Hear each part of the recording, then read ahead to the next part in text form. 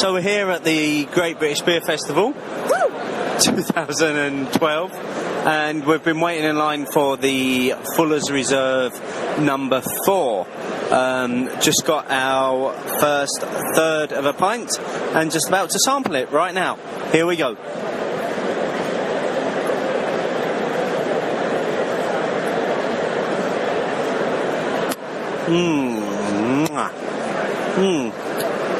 It's a nice beer. It's not as smooth as the Brewers Reserve number 3. It's quite heavy on the flavour, and we're going to continue to drink this over the next 10 minutes or so, and we'll let you know how it feels.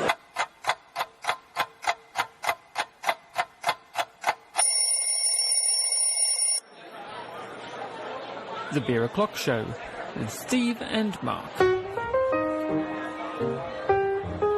Episode 4, Waggle Dance.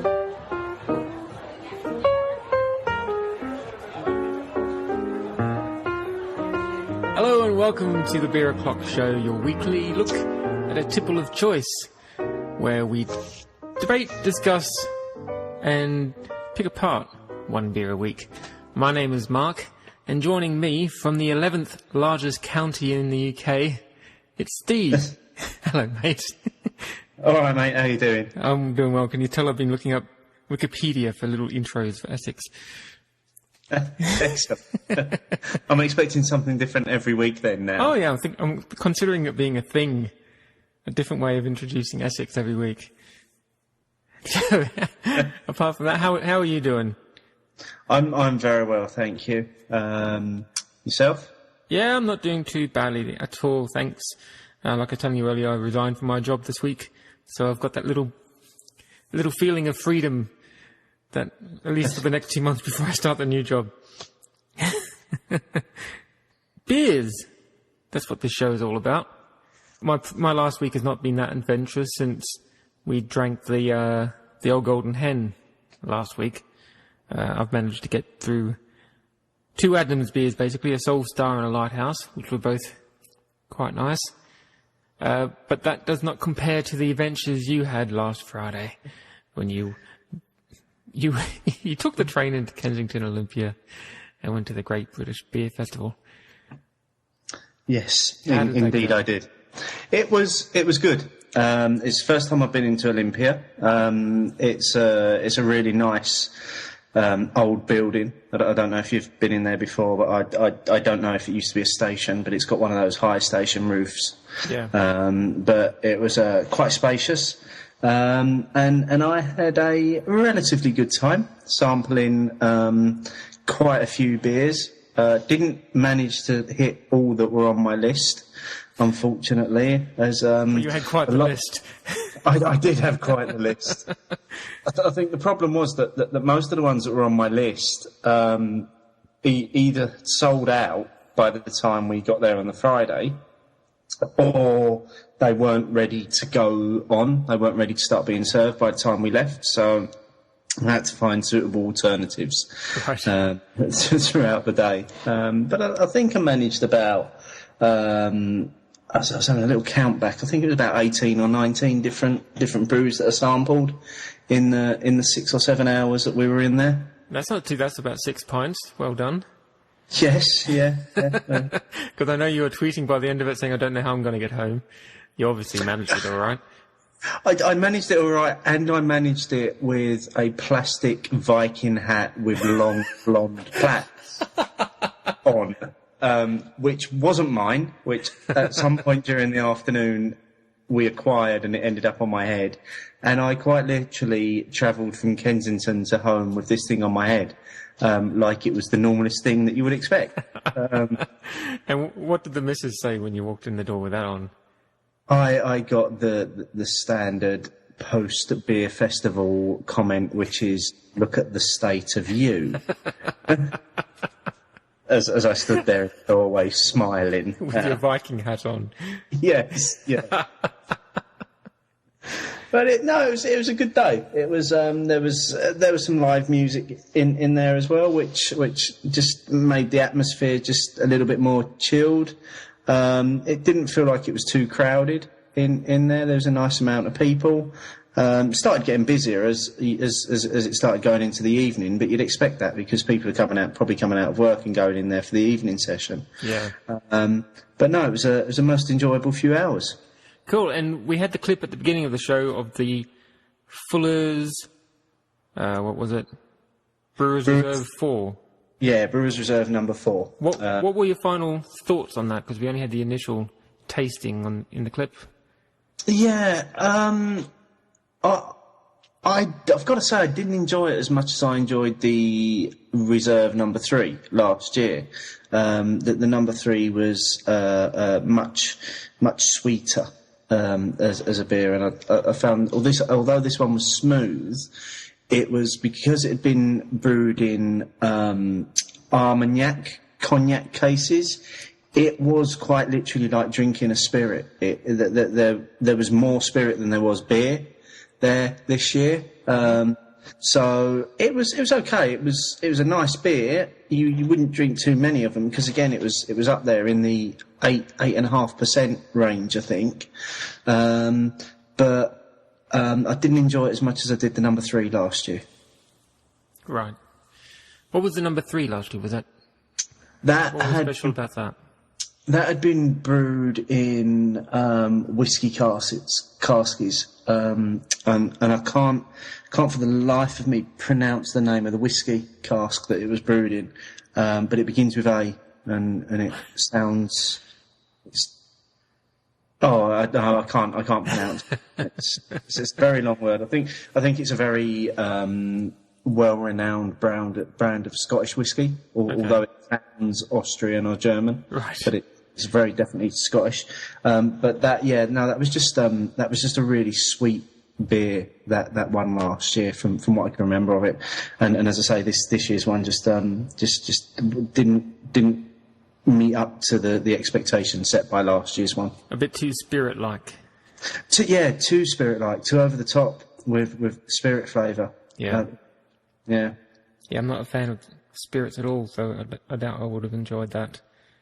There was another one that went on sale shortly after it, but I guessed it was probably best to avoid this one. It was from our friends at Green King, and it wasn't an IPA. It was called 5X. And I remember it because it was going on sale at 5 o'clock, and I thought, I might come round and have a look at that. And then I saw that it was like a 12% beer. Right. At 5 o'clock, hitting a 12% beer is probably not the best move that I've ever made. No, not when you got a train with a Viking hat to catch down. Yeah, exactly. Who knows what else he would have been wearing. We had a question of the week for our Twitter followers this week, and that was a question around what we've discussed ourselves over the last couple of shows, which is what is the best way to drink your beer? Is it from the fridge, warm, or leave it out for a little bit and then let it warm up while you drink it? And we had quite a few responses, which was quite good. We had Adam Sargent from Innocent Gun saying that it depends on the beer. He tends to serve them and let them warm up as he goes, and it changes in flavour the warmer it gets, which is a good point. And John Killing from Full John, he piped in on that and said it works really well with strong beers like vintage ale. Fergus Fitzgerald from Adnams says that he thinks it's always best to err on the cold side, because it can always warm up as you drink. And our friend Andy said warm, no chilled, no cold. It doesn't matter, it's beer, just drink it. Which is a very good point. Yeah. We also had some more Twitter chatter from our friend Anthony Statham.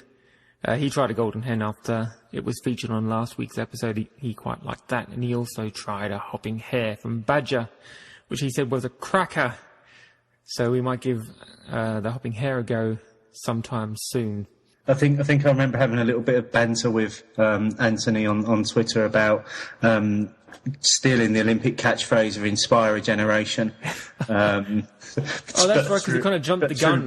He had a Waggle Dance last week. He kind of got started early. He got very excited. On this week's beer o'clock. Because this week's featured beer, in case I haven't mentioned it already, is Waggle Dance from the Wells Brewery, who are based in Bedford, wherever that is. It's again it's almost in the eastern region of England, but it's where's Bedford? It's just above Luton, I think, and just below Milton Keynes. Yeah, because it's got an MK postcode on the brewer's address. Wells and Youngs, that's it. So MK40, I'm assuming that's Milton Keynes-ish. Ish. So this is Waggle Dance, named after the little waggle that bees do when they're letting their buddies know about a good source of honey. And it has actual, real, true blue honey in it. And I've got to say, because Steve and I both started early tonight, drinking while we were preparing, and I'm going to sound all knowledgeable for a second. The hops are there, but they're not overpowering, and you can actually get the sweetness and the smoothness of the honey coming through. Would you agree, Stephen? Speechless. Thank you, sir. Thank you, sir. My work here is done in 4 weeks. Well, wait until next week when I say it just tastes like beer. Yeah. No, I think you're spot on, actually. I think it has got a quite hoppy taste and aroma to it.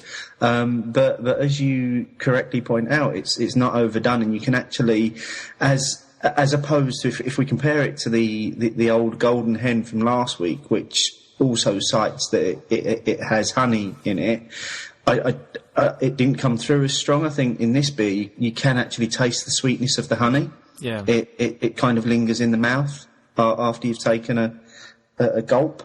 Yeah, because as my palate becomes more refined, the hops are still being very. Because over the last few weeks we've drunk mostly, and correct me if I'm wrong, mostly hoppy beers. We haven't drunk any malt beers yet, have we? I think you find that most beers are hoppy because it's kind of a staple ingredient. But I'm talking about the malty, chocolatey. We haven't drunk the darker beers that will... I've fallen down a few notches now, haven't I, on the expertise level. No. I think it's just a bit of a misunderstanding in what you were saying. I think the darker beers, some of the darker ones, will be more malty because of the types of the barley that they use to get the colour and flavour in there. Yeah, because some of them, that's all I've been tasting in a couple of that I've had. Not necessarily the ones we've featured here, but some of the ones I've been drinking on my off time. But no, this one is very nice. What other, let's call them honey beers, that's what they're called, isn't it? Honey beers. Yeah. Have you had in the past, and would you recommend, apart from this? The only ones the only other one that springs to mind is one that Fuller's do, called Honeydew. Okay. Yeah. And that when you buy that in, you can get it in bottles. It's not that easy to get hold of. Certainly not where I live. It might be easy to get hold of in London and closer to the brewery. But I've only ever had it off tap in a pub, and it pours like a lager, and it's quite fizzy as well, like a lager. And again, that's one that's supposedly brewed with honey in it.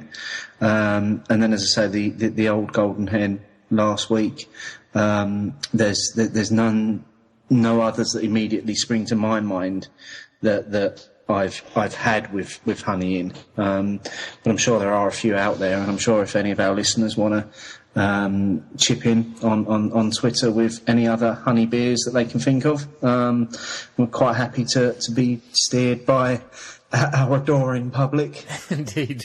Wells, have you ever had anything from Wells before? No, I can't say that I have. They do another one called banana bread beer, which, if I'm honest, I've always avoided, because the thought of a beer tasting like banana makes me want to be a little bit sick in my mouth. Yeah, it might taste a bit off. Yeah, and but that one appeared on that list that was published this week by the Independent, Right. the top 50 beers. It was number 50 of the top 50 beers that you should try. That's the only other Wales brew that immediately leaps to mind. But if it's Wales and Young's, no, I've tried a few Young's beers in the past, but I thought Young's were based in London, so it's interesting. It might be a different Young's.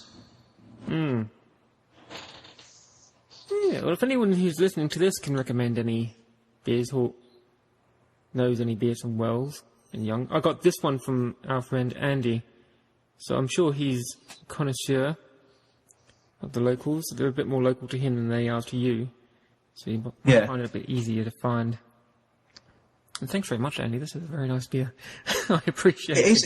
It's a really nice beer, this one is. And if we go back to the how do you drink your beer debate, for me, I'm actually quite glad because I took this one out about 40 minutes before I started drinking it, and I'm glad I did that, because I think you're getting more of the flavours because of that. Yeah.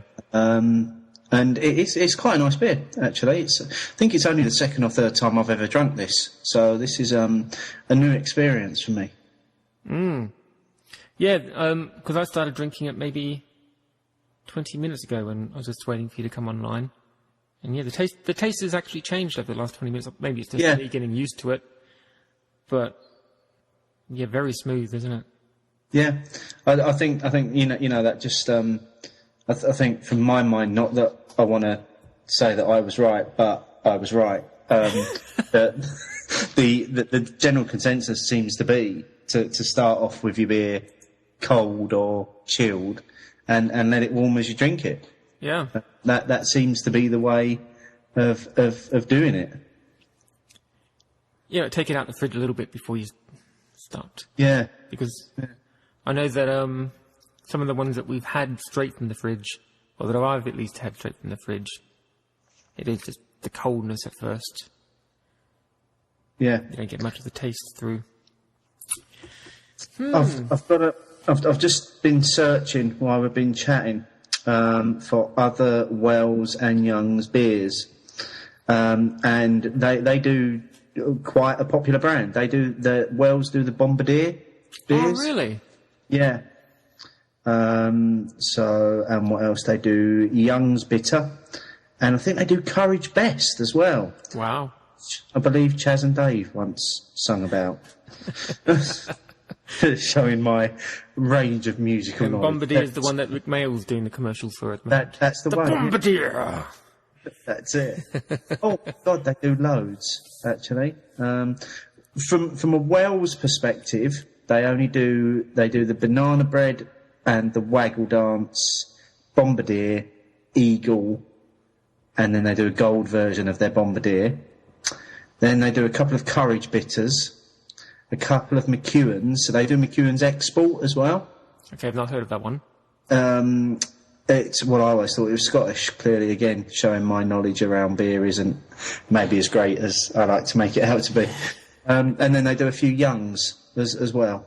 So they've got quite a range, actually. I'd say it's probably about 12 or 15 beers in the range. So, Green King, if you're listening, that's the way to do it. Don't just change the colour of the label, lads. Yes. Actually put different names on them. Don't just call everything IPA. So, Steve, I thought a good topic for discussion for next week amongst our Twitter listeners and for us this week would be what beer, now that summer is slowly coming to an end, what beer of the last summer have you discovered newly? I think for me, the one that probably typifies the last few months for me would be it's going to be an Adnams brew, just because obviously I tend to favour the Adnams beers, but I've really enjoyed their Soul Star, which I think you said earlier you've just you tried recently. Mm-hmm. They've only just released that in bottles. It's a relatively light percentage as well. I think it's 2.7%, but it's just a really easy drinking beer, lots of flavour, and just nice to enjoy as a summer beer. Yeah, it's really nice. I quite like it. So that would be mine. Either that or the one that we discussed ever so briefly last week, which was the one that I found at the Download Festival, which was the Otter Ale. The Otter Ale, yeah. Yeah, that will obviously bring back many fond memories for me over that weekend. Cool. Mine will probably be either the Doom Bar that I tried on my birthday a couple of weeks ago. Just chanced it in the local pub, only with a half a pint. I could have easily gone for a full one. Or back when I was on holidays back in July, and I decided I was going to try and get into beers, so I went to the local Tesco's on the Isle of Wight where we were staying, and one of the ones I picked up was a Witchwood Brewery beer called Snake's Bite, which was the Appley beer. Oh, yeah, I've seen that. I've not tried it yet. Kind of I imagine a cross between cider and an ale. But it was really nice, and that went down very well. And I think it was a good introduction to beers for me, because I'm not a big fan of ciders anymore. Right. I find them to be, if you get one of me, a bit winey. Yes, yeah. Or a bit bitter. I mean, not bitter in the beer sense, but bitter in the fruit sense. Yeah. Sometimes, yeah. But no, Snake's Bite was really nice, and I recommend you give it a go if you can find it locally.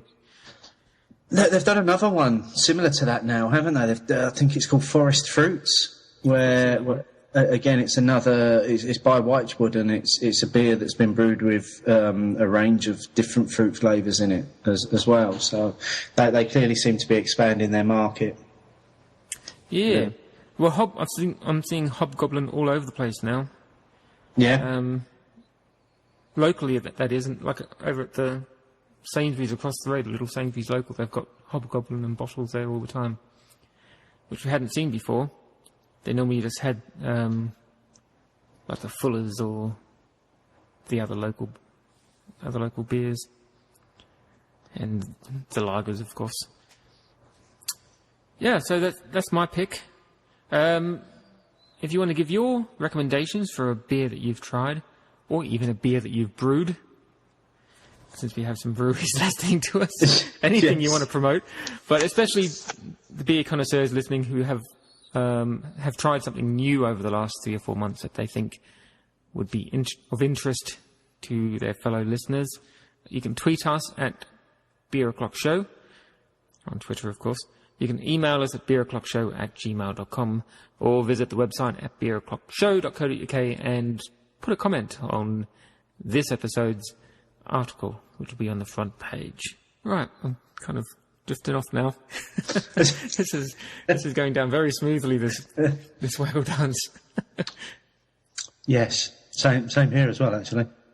I'm drinking out of my my Great British Beer Festival glass this week, which has got lines, pint, half pint, third of a pint. So I know exactly how much I've drunk as well, and how much I've got left to go. You know, I've been looking for a proper pint glass all over the place lately, and I haven't been able to find one. They had a beer, you know, like the old ones with the handles. Jug. Yeah. Pint jug. Pint jug. They're called a pint jug. Oh, right, okay. They had one of them at IKEA, because we're out at IKEA, and I'm thinking, if there's anywhere that I can buy a glass, like a pint glass, it should be IKEA, and they didn't have any of them. They had the ones, the curvy ones that you often get when you get lager somewhere, like the Kronenberg ones. And I didn't want one. I want a proper, straight edge, typical pint beer glass. Yeah. Well, I found if you want one of those jugs, I was actually in a pub at Paddington Station yesterday for a meeting with work called the Mad Hatter and Bear, which is upstairs in Paddington Station, and they were selling a range of Fuller's branded stuff, because it's a Fuller's pub, and they were selling the pint jugs with London Pride on them as well, so you can buy one in there. Alternatively, steal it. I am tempted when I walk past the pubs on the way home from the station, because there's always empty, or semi-empty pint glasses out on the tables, and I think, oh, I want to take one, but I like these pubs. I don't want to be stealing their glassware. Well, then you go to a pub not near your home. Yeah. And then I've got a cupboard full of glasses that I've acquired from various locations. Oh, years ago we were out one night at a pub in Whitehall, and this is when they brought out the Kronenberg Blanc, which is the white Kronenberg. Yeah. This is when it was brand new, so it must have been like 8 years ago or something. And they had these Kronenberg Blanc pint glasses, which were like frosted glass. And I think the missus hid about 3 of them in her handbag or something, but they all went to her mum. I don't have one anymore. But they were giving out free Kronenberg at the train station near where I work, little bottles of Kronenberg with a little pint glass, like a half pint glass. And I went back every day and got a new one. So I got about 3 of them in the cupboard, but I'd have to fill them up 3 or 4 times to get through a bottle. Yeah, you need to get yourself a proper drinker's beer glass. Yeah, if I'm going to take this seriously, Stephen.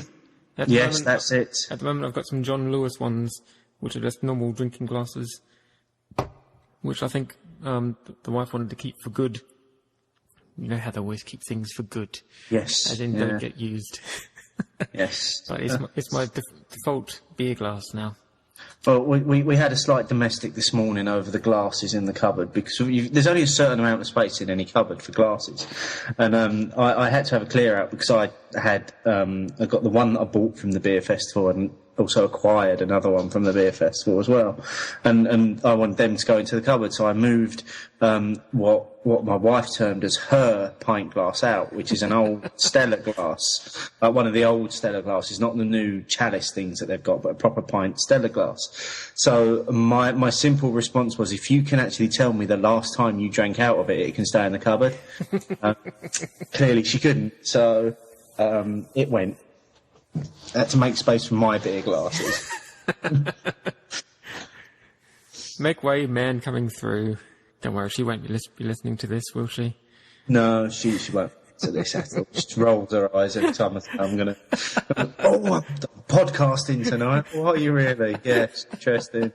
I'm just going to go and scrub my toenails or something. Well, I think we're winding down. Yes, we are. So, folks, don't forget to tell us what your favourite beer from the summer has been. Can be a lager, can be a cider as well. We don't mind. We're not that snobby. And also chip in on the cold or warm or semi-cold, semi-warm debate, which we're quite happy to keep rolling with. Next week's beer is somewhat up in the air. We're considering it being Goliath from Whitewood Brewery. It all depends on whether Steve can get a bottle locally. Otherwise, we'll come up with something else, and we'll let you all know well ahead of time. So that's it for this week's show. I hope you all enjoy your Waggle Dance and you've been drinking along. Please do give us our feedback. Beer O'Clock Show on Twitter, beeroclockshow@gmail.com, for email, or beeroclockshow.co.uk on the web. My name's Mark. That's Stephen from the 11th largest county in the UK. See you next week, folks. See you next week. Cheerio. Bye-bye.